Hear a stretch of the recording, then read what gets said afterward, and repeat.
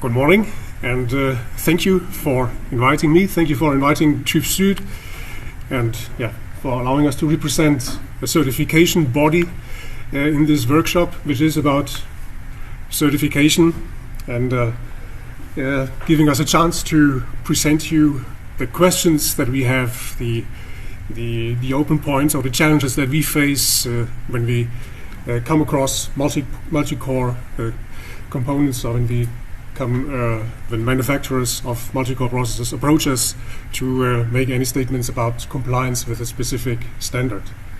And certification, well, what does mean certification for us? TÜV SÜD, it means it is a very thorough, very deep evaluation of the system, of the object to be certified. It's not just kind of ticking off requirements. We really go deep into the technology, both software and hardware. And ideally we would do this against some well-defined, complete standards. Then we are on safe grounds. Then there's little doubt about what our certificate actually wants to say. And I think clearly multi-core processors, that's a relatively new item in the functional safety area, and there are certainly still a few open points in the standards, and standardization work there's room for improvement and additions, clearly. I will go a bit through definitions of what are multi-cores, what are multi-core architectures. We look at different system architectures, and here if I speak about system architectures, it's really the system of a complete control systems as they are used in different application areas. It's different application areas. Two of them have been, are part of the title. It's avionics and automotive. There could be a third A in the title, that would be automation. So clearly TÜV SÜD Rail is into transportation, of course, as the name says, but the department I work for in particular is working a lot for automation, machinery, and so on. And there are many standards, not least IEC 61508, which we will speak about, which really is the basis of functional safety in this area. Yes, a view on the normative aspects, a general view. So in automation, it's very much IEC 61508 based. In automotive, it will be ISO 26262, certainly familiar to many of you. And no detailed information about the avionics part. I think there are experts here that can give us some more detailed information later on.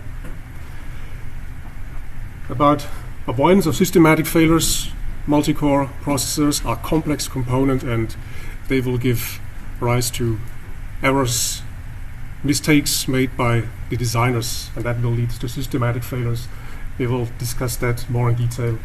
And false detection. So a major requirement of achieving functional safety is the capability of the system, of the device, to detect faults in itself before they turn into a hazardous, dangerous situation. Yes. There are three definitions of multi-core processors, what they are, and I will not read them up,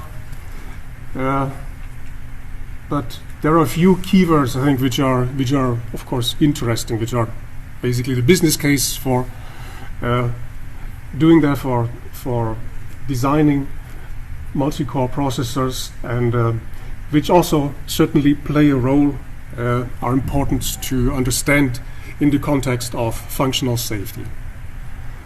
One important keyword here is independent. That's a key issue. It is claimed that there is independency between the cores. The question is, how much independency is there? Because at first glance it may look fine, many cores, they work separately, but if you dig a bit deeper, you will find out there are in fact quite a few dependencies. And of course, performance, that's certainly the main reason why multicore processors are interesting. Well, that's important for functional safety too. Fast response times are necessary. If you can put some diagnostic functionality into another core, that certainly will speed up what we call the reaction time or fault reaction time.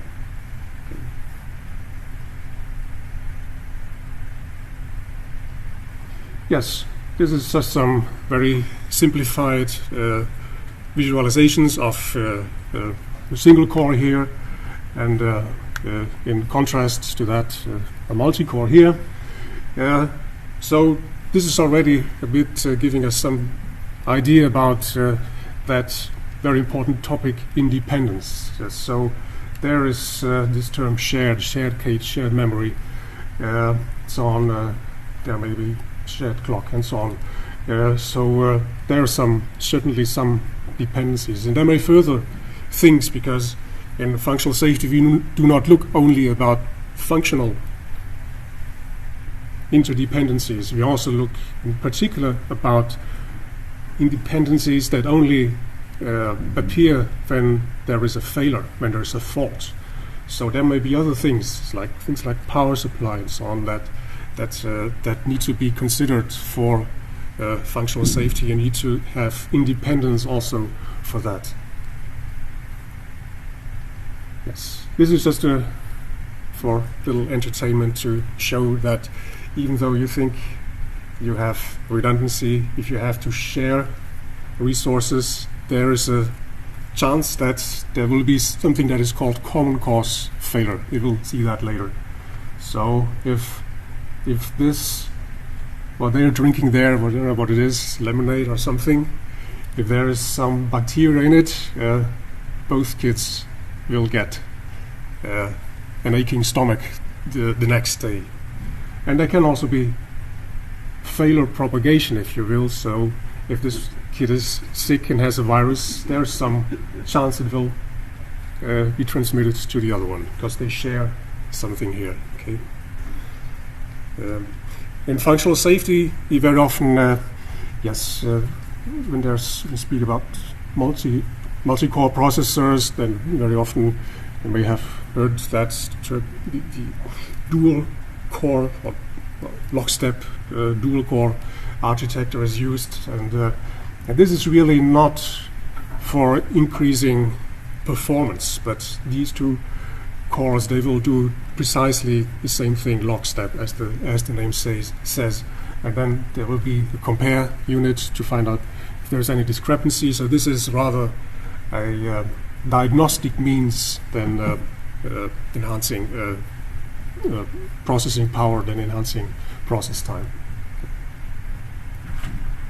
or reducing processing time.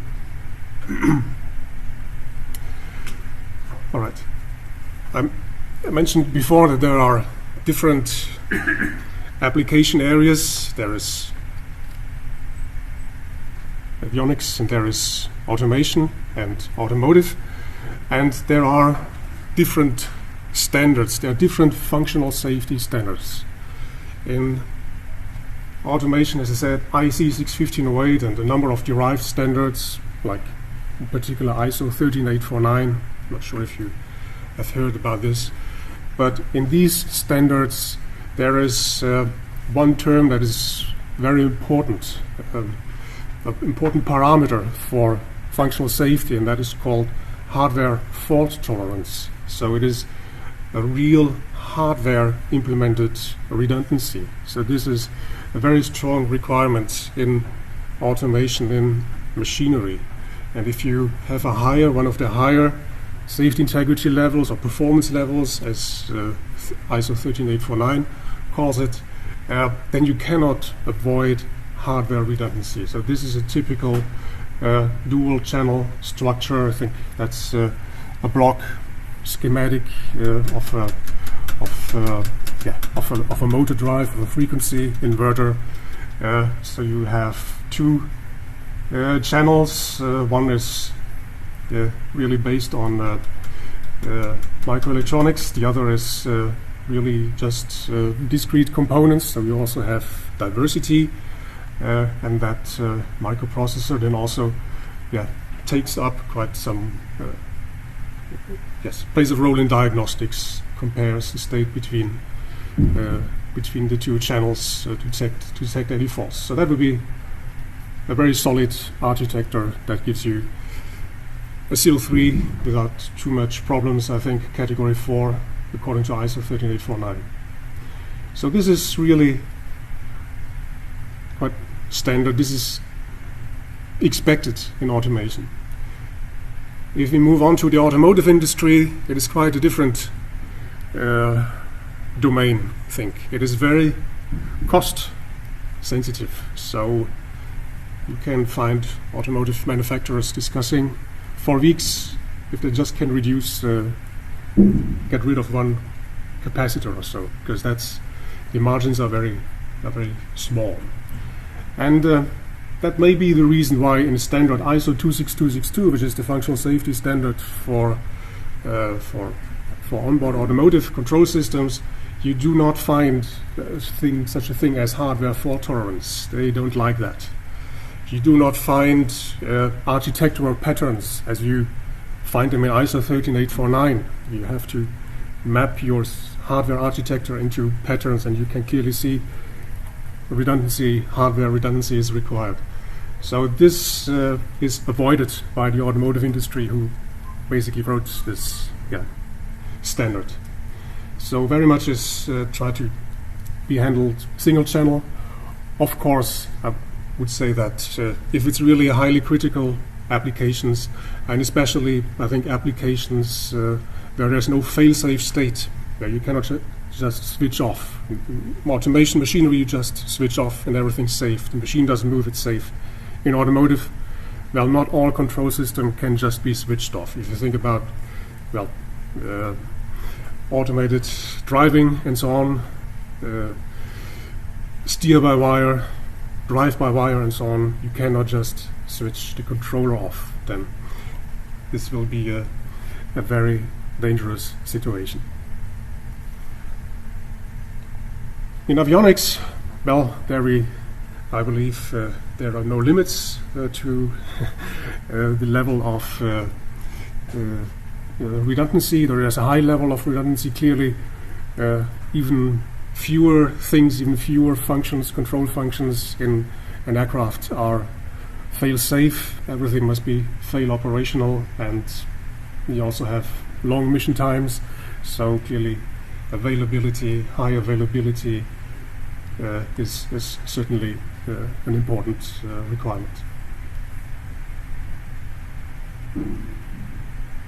But nevertheless, I think regardless of what functional safety standard we look at, there are some basic principles that apply in all of them that you will find in all of these different functional safety standards.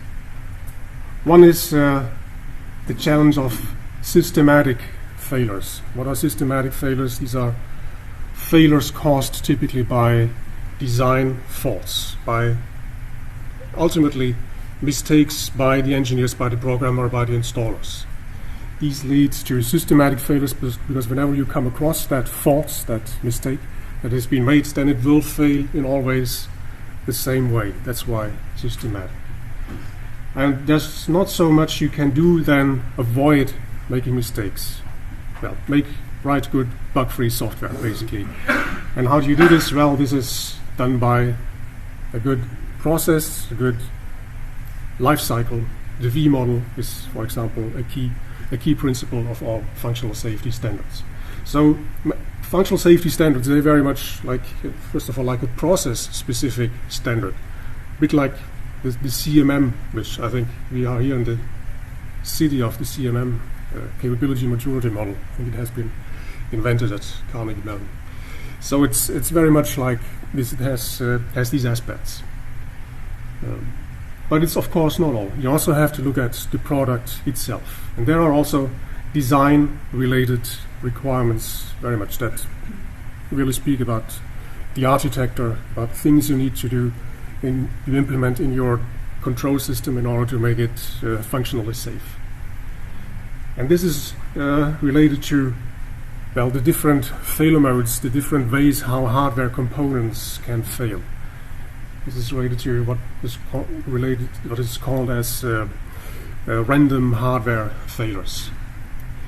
And whatever you do, what is the capabilities of the safety-rated control system to handle these failures, these faults as they occur, is called control of failures. So you have these two major principles: avoidance of systematic failures and control of randomly occurring hardware failures. That makes up the structure of all functional safety standards.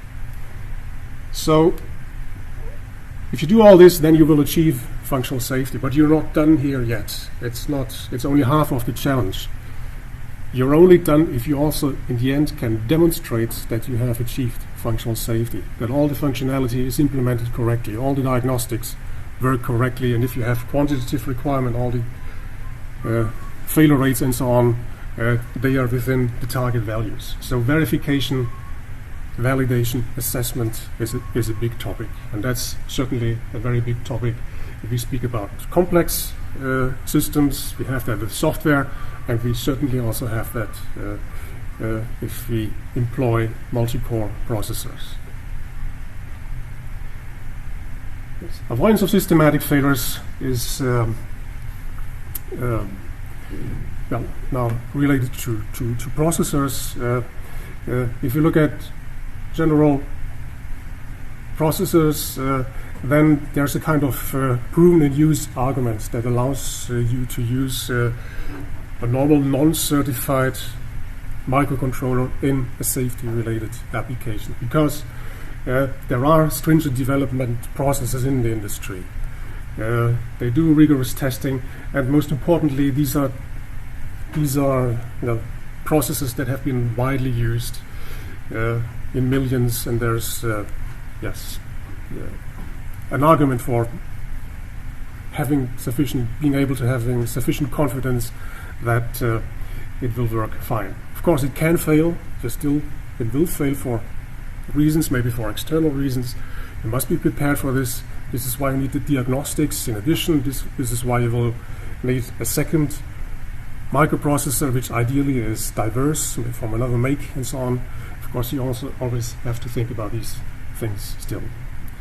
However, if this is not possible, if it's not a mass-produced processor, or if it's really a new processor that is being developed and you put it on the market from day one as a functionally safe, capable processor, then of course you need to take care of the systematic side. Then you must follow more stringent processes. And in IEC 61508 we do have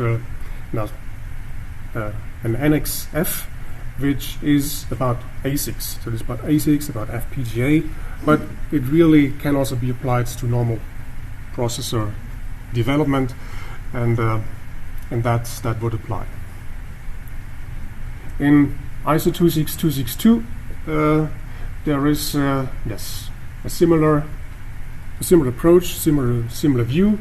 Either you have this rational by field data, so that's very similar to what IEC 61508 does for mass-produced processors, or there are specific measures defined. There's a table, and this table will basically do the same thing as you will see for this V model as applied for ASICs.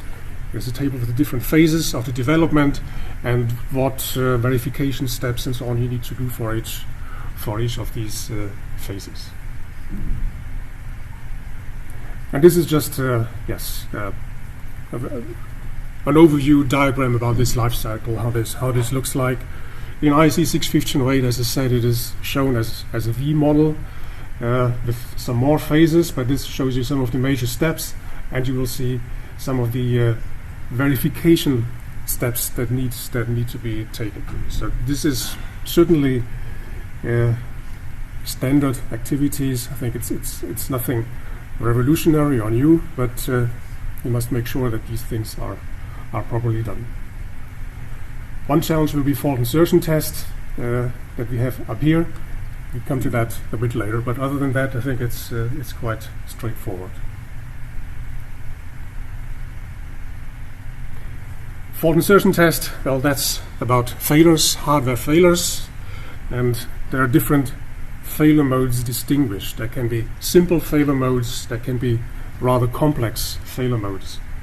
DC fault model, that covers all, well, relatively simple fault models, that is shorts, that is open circuits, that would be couplings between lines, coupling between memory cells, and so on. Soft errors must be considered, maybe of concern. Dynamic crossover for memory cells, couplings. Then there's one funny one, no definite failure assumption. That's a failure mode 2, no definite failure assumption. This is basically when you give up regarding the complexity, when you say anything can happen, any wrong output can happen. It's a functional failure, that's what it is. So you cannot really define, you just will not correspond to what you expect. And here's one common cause fault. So faults that are caused by a single event. Common cause applies as soon as you claim you have redundancy. Then common cause is relevant. If you don't claim redundancy, then common cause faults, common cause considerations are not a topic. In IC 262-5, we have a similar classification of failure modes, and maybe what is the main interesting difference is that they work with 26262 works with dependent faults. And we will have a closer look at what the difference is between dependent faults and common cause. It can be a bit confusing. ISO 13849-2 has also a classification of undetected faults. Yes, that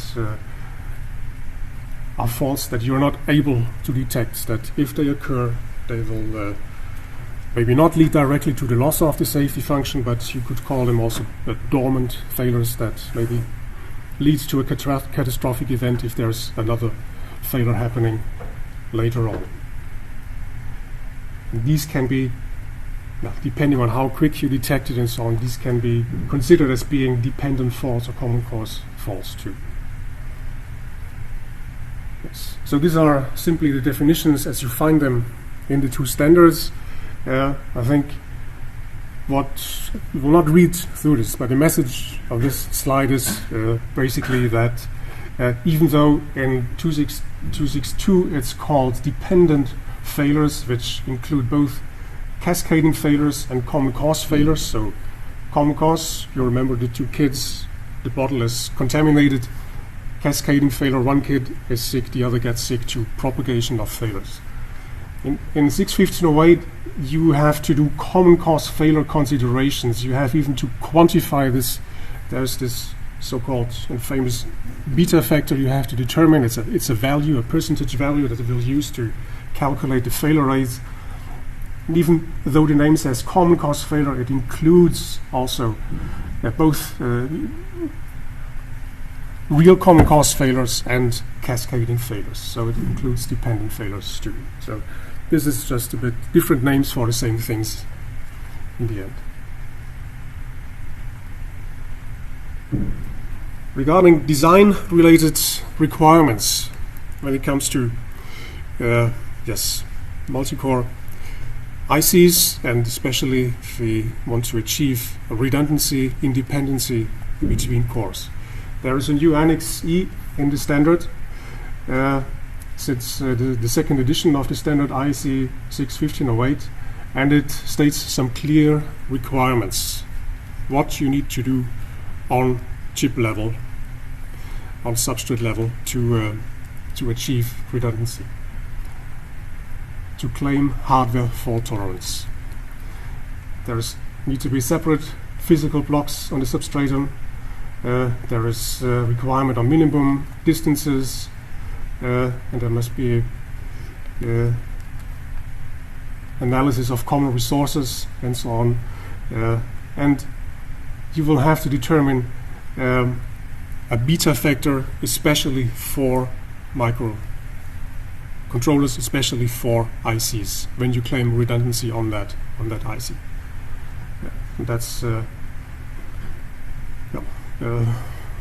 yes, a method that works like a questionnaire. What do you do? For example, do you have a watchdog on the chip, or do you have an external watchdog? If the watchdog that is supposed to diagnostics is on the chip, you get punished. So this beta factor will increase. If it's not on the chip, that is good practice, then you'll get rewarded and it will lower the beta factor. So there's a number of different things that ask questions about things that could be or lead to common cause, or things that could lead to cascading failures. In ISO 262, there is some new development underway. There will be a second edition very soon, I think in 2018. Should be published, and I think in the frame of this new development, a specification has been developed. This is not a standard PAS, means publicly available specification. It's not a formal standard, but this should turn into a formal a part of the second edition of ISO 26262. And there you have requirements for multi-core components too. Things like physical separation, guard rings, separate wells, things that you also find in Annex E of IEC 61508.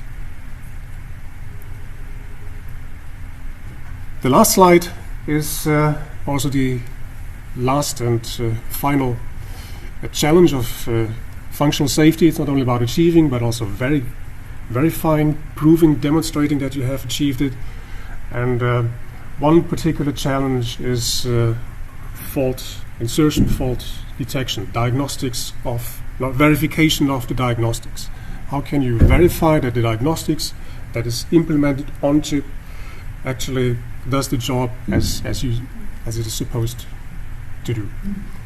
And in 61508, well, there's not so much. It's called fault insertion. In 26262, it's called fault injection. It's something you do not on the hardware. You do it during the development process, model level, and so on.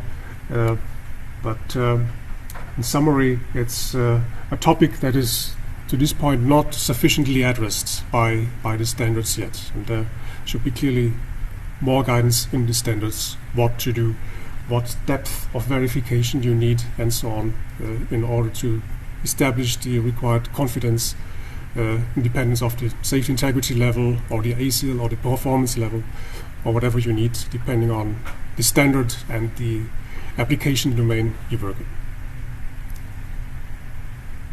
Okay, that was the last slide, and maybe there's room for questions. I'm not sure if I have used too much time. I usually do.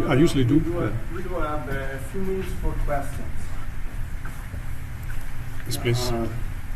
I guess everything you said is very good, especially bring up for this community. I think you definitely should be in the standard preparation committee and working with us.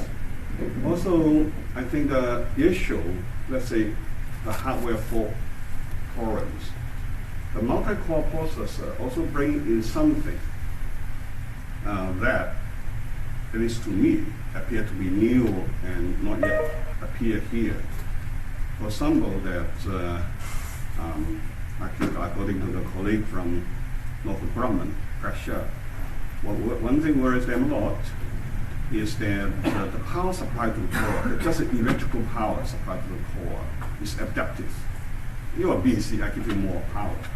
Well, this is like your cartoon. Now they drink not lemonade, but the same physical power supply. Yes. So you could also create common mode failures or Absolutely. crosstalks, whatever you don't call it, Yes. which we wouldn't see.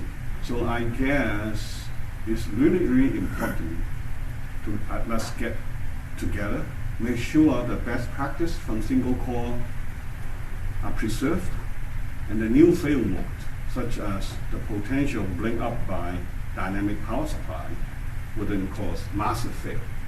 Those things could be difficult because it's adaptive, right? It comes and goes. It's not hard. Well, as probably belong to this non-deterministic sort of pseudo-random one. Sure. It could be designed for, but it will appear to be a random fault. Now the question about fault injection, a lot of things open to question. So it looks like when people try to squeeze the performance from the IC vendor, they don't keep any of those things in mind. Right. The power supply is clearly a concern, and I think NXE speaks to that. It would require that if you have redundant cores, then there must be redundant power supplies externally. So you have redundant secondary voltage regulators. Supply lines must be separated, and so on. So there are some requirements for that already. So those chips will be banned for safety critical application. That means adaptive power supply. Those chips will be banned, not allowed to use. You have to see. You have to see if there's. I mean, it's a big concern, right? Our management is a big concern. Power management is a big concern, and there are others. So what I try to say is that there's a lot of sharings at all layers. Some of them is they don't even tell you unless somebody in the know. Right. Any more questions? Yes.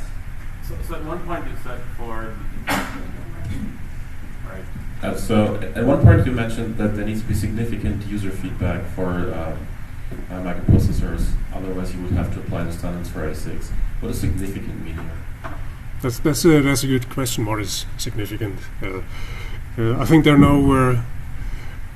Normally, I mentioned the term proven in use. This is not quite correct. It's not a proven in use case. If you run the proven in use case, then there are some clear requirements about statistics. Then you're in the realm of statistics, and there are some clear requirements about the operational data that you need to have, so on, to make it significant and to make a claim about systematic capability for a certain level, 2, 3, and so on.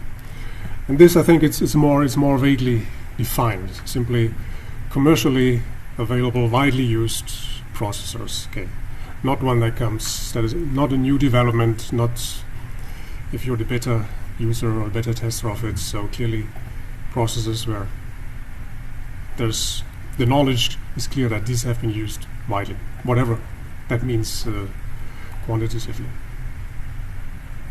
So if I may have another question. So you talked about this notion of no definitive failure assumption. I'm not quite sure if I understood it correctly. Would it be fair to characterize that as a Byzantine failure? Anything goes, anything can happen? Anything can happen. Byzantine failures can clearly be part of it. It can be. It's typically concerning the ALU or so on, the logic itself. It's the functional output basically. It's can be any deviation.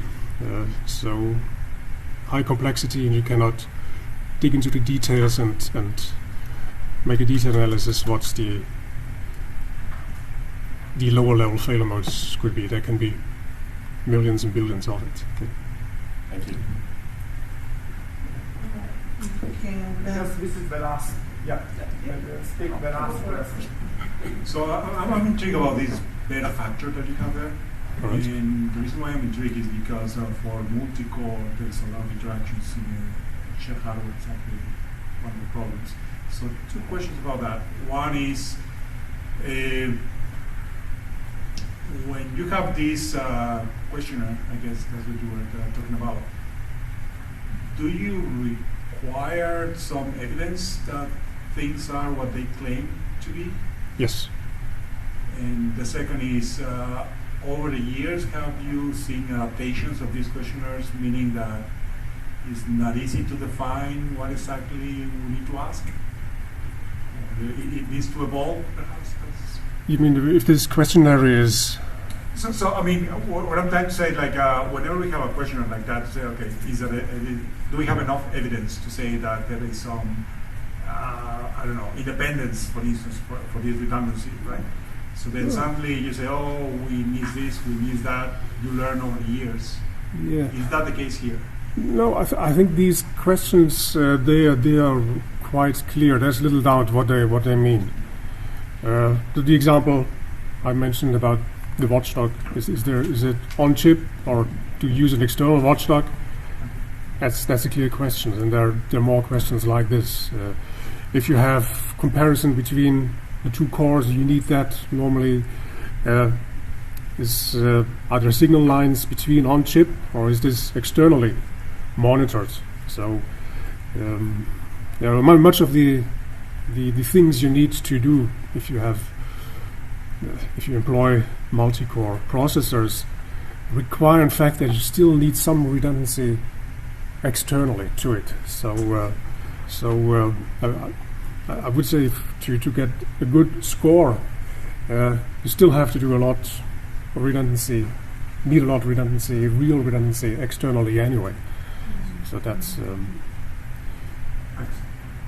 all right. Stated of it. But yes, these questions are quite clear. There's no... I guess, we can take further questions offline. So let's thank Thomas for his talk.